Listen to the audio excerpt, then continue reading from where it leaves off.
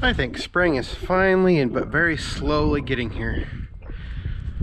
54, 55 degrees today. Today is Saturday the 19th.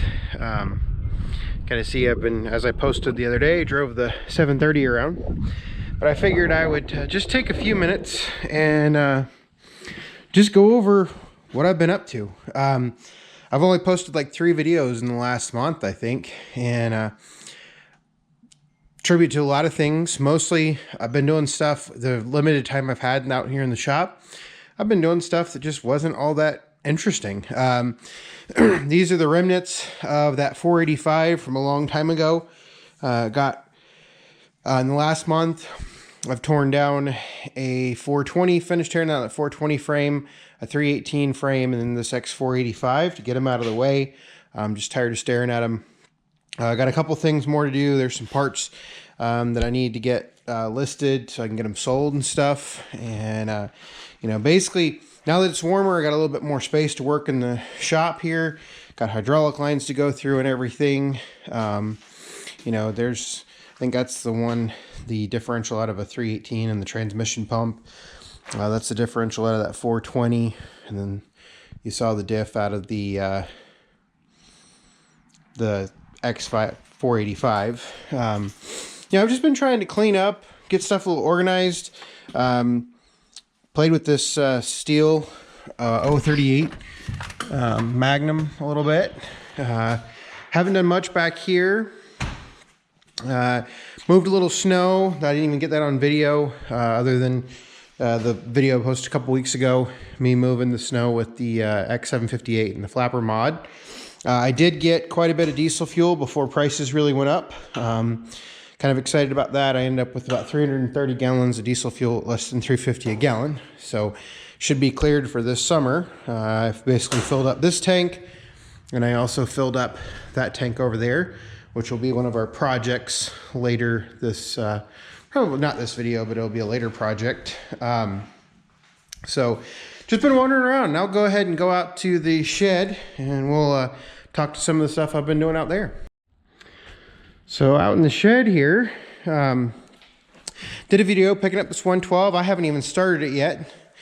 730 or 720, I've worked on some. I've made the executive decision. We're just going to go ahead and part it out. That's going to be a long-term project because I've basically already borrowed a couple parts off of, or I've stolen a couple parts off of the 720 for my 730. I didn't take any video of that because I was doing it, you know, 20 minutes here, 30 minutes there, just not anything that was worth videoing. I did get the carburetor off and cleaned up and everything, and it runs okay. It does not run great. The carburetor leaks. Pretty much everything leaks on this machine. And so I've just decided that I'm gonna part it out. I'm gonna learn quite a bit about how these things are put together. That's my whole objective for doing it. One of the easy things that I've already done is I've gone ahead, and this tractor actually had the PTO guard. So I've gone ahead and stolen that and put it on the 730. You know, it was a learning experience for me because I didn't know how it fit on there. So very excited for that. But over time, you know, we'll pull the power troll system off and everything. I've got to get it out of the doorway here. So I'm going to leave it to where it'll still roll and everything right now. And as I've always stated, you know, the wide front, the tires, and the fenders are all going to go on the 730. And if you watched the video the other day, I took the 730 out for a spin. That was very exciting. Super happy to get the 730 out and take it for a little drive, even though it wasn't very long. Other thing you might have seen in the video is if you go back to October of 2021, you'll have seen this mower right here. I said I was visiting some family, and I actually went ahead and brought it here. That was in North Carolina. It's now in South Dakota. And so I'm not gonna mow with it a lot this summer, but I am gonna get the deck back on it. I had to take the deck off of it to get it in the U-Haul trailer that I used to transport it over Christmas time. I haven't even started it since I got it back. Haven't driven it around or anything. but it's got a 72-inch deck on it. Deck needs a little bit of attention here and there. We'll get all that figured out, things along those lines here this summer. And like I said, I don't intend to necessarily use it a lot to mow, but I will. Another thing that I've decided to do is I've decided to sell this 45 loader.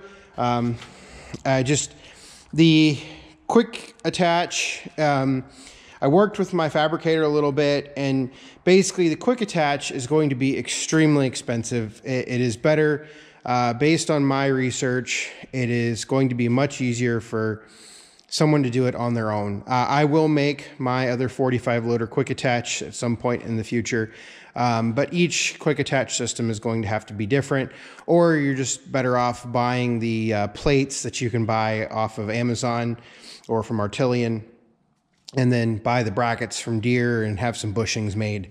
That is about the easiest way to do it. So if you're interested in a 45 loader, it is for sale, $3,300. We'll buy it.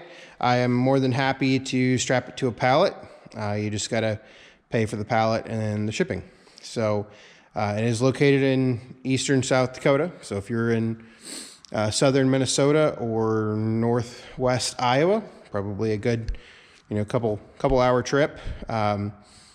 If you're interested, drop a comment or send me an email, and it is for sale. Another thing that I recently did, my huge goal for the winter was to upgrade to a new 1585 and replaced the 1445 as my main mower. Unfortunately, or fortunately, depending on how you look at it, I decided to order a new truck, and so I'm not going to buy a new 1585 and a new truck in the same year. So new truck's coming. Instead, I found this deck right here on Facebook Marketplace for $1,000, and so this is going to be the new mower deck for the 1445. And the other mower deck for the 1445, it's perfectly fine. It's getting a little old. The casters are a little worn out. That's not to say they're bad or anything. But I mean, this deck, the buyer or the previous owner bought the unit used. The unit had 200 hours on it at that time. He brought it to Broome Sidewalks. He was a commercial operator. He had no use for the deck. He's had the deck for 4 years, hadn't even touched it. Had not used it. He said he might have put 2 hours on it. So this is a relatively low hour deck, plays the part too. Just looking at the wear and stuff. There's no excessive movement in the casters or anything. And I think this spring what we'll do is we'll go in, get this nice and leveled for the 1445. That's going to take me a little bit. And at the same time, we'll go ahead and replace all of the bushings on the front lift on the 1445 and just prepare to have the 1445 for a few more years. I also intend to get this 60-inch front mount deck back in service or either parted out, one of the two. Not really sure yet, but that will be something that we're going to do. I'm going to keep plugging away at the 730. I think the next thing that I'm going to do is either the wide front of their tires. Only problem is these are liquid-filled tires. So I've got some considerations there in terms of weight, things along those lines that I'm really going to have to think about in terms of moving the tires around.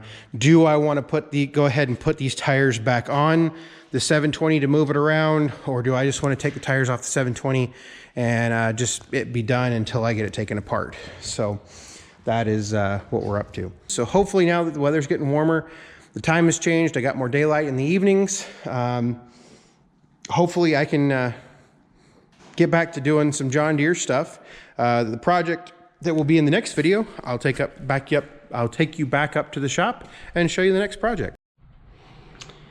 All right, so this is the next project. It'll be in the next video, or at least part of it. I'm going to install this Max Air or Max line, basically compressed air piping system in the shop. Now, the reason I'm doing this is if you rewind videos probably back, I think it was probably 2019 or maybe even 2018. I can't remember. I rebuilt this T30 pump. And it's been sitting over here off. It runs. Let's see here. I think it's this one. Yeah, so I mean, it runs and produces air, and I've fully pressurized the tank before, and it does not leak down. It's just been sitting over in the corner because, you know, I don't use a whole lot of air since I've got, you know, the DeWalt impact and everything. But a couple, I don't know, probably early January, I came out here and I wanted to extend a cylinder and with some air pressure because I didn't have any hydraulics. So came over here to the trusty Craftsman Professional 150 PSI 27 gallon air compressor that I've had since, I don't know, 2011, 2012, something like that. Turned it on, nothing happened. Okay, well, I've replaced this pressure switch before. And so, because it tested bad one time, so got out the multimeter, switch tested good, got power all the way to the motor, no reset or anything on the motor. I mean, there's a reset, but it wouldn't reset. So as far as I can tell, the motor's bad. Just will not come on. I've taken the covers off. Everything seems to be okay as far as I know. It is a problem that I will deal with later, but it actually gives me a reason to put my big compressor over there in the corner into service.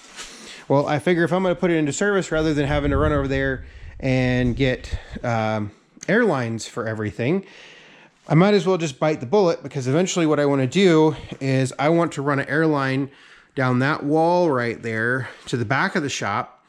And then I have already trenched in, and I'll show you this back here. So this is the back part of the shop. I want to come through that wall up there, and I'm not exactly sure how I'll bring it, but ultimately I want to come through this back wall, and I want to use one of those. We buried 2 conduits going out to the other building, and I'm going to go ahead and put an air line out to the other building. And what I'll do is I'll just put an air tank out there. That way it'll just be, I'll take one of my air tanks that I have and I'll just put an air tank in the corner. And in the summer, I mean, in the winter, I'll turn it off. That way all the condensation doesn't freeze and everything. But what I'll do is in the summer, I'll have air out there and it'll just go from this building to that building. All these conduit is already, those are, I believe those are 2-inch conduit, and you can see them over there. And then I've got another, maybe that's 1.5 inches. I can't remember what all the dimensions are. And so they're all there ready to go. It's just a matter of getting it done. So that is not going to be the objective of what I do first. I mostly just want to get air pressure and air back to the front part of the shop. And so that will be my first objective. And that's what we're going to work on in the next video. So that's what I've been up to. I do apologize that I have not put very many videos out, but kind of gives you an indication. I've been quasi busy with stuff that's not all necessarily that important to film, and also been busy personally. So hopefully videos become a little bit more regular as we get into late March and early April, and we'll kind of go from there. So thanks for watching.